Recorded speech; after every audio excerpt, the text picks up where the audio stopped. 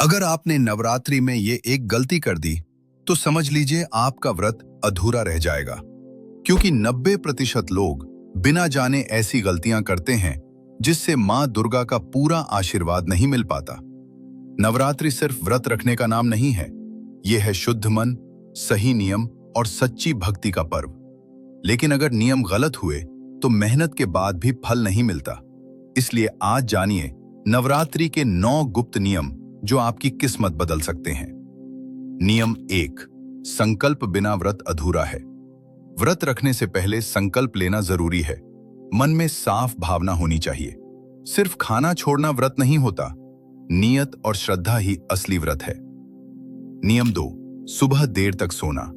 सबसे बड़ी गलती, नवरात्रि में ब्रह्म मुहूर्त में उठना चाहिए। देर तक सोना बराबर ऊर्जा का नुकसान, पूजा का असर कम हो जाता है। नियम 3, गुस्सा और नकारात्मक सोच छोड़ें। अगर आप व्रत रखते हुए भी गुस्सा करते हैं तो समझ लीजिए व्रत का फल आधा हो गया। मन की शुद्धता सबसे जरूरी है। नियम 4, गलत चीजें खाना।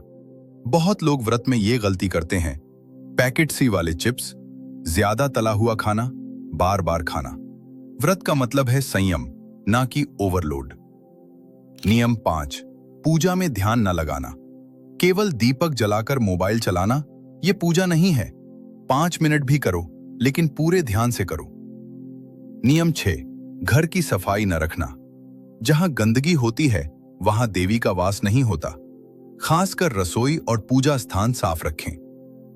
नियम 7, बाल और नाखून काटना अवॉइड करें। नवरात्रि में ये काम अशुभ माने जाते हैं। ये शरीर की ऊर्जा को डिस्टर्ब करते हैं। नियम 8, गलत तरीके से कन्या पूजन। सिर्फ खाना खिलाना ही काफी नहीं है, उन्हें सम्मान दें, दिल से आशीर्वाद लें। नियम 9, दिखावे की भक्ति। अगर आप दूसरों को दिखाने के लिए व्रत रखते हैं तो इसका कोई फल नहीं मिलेगा।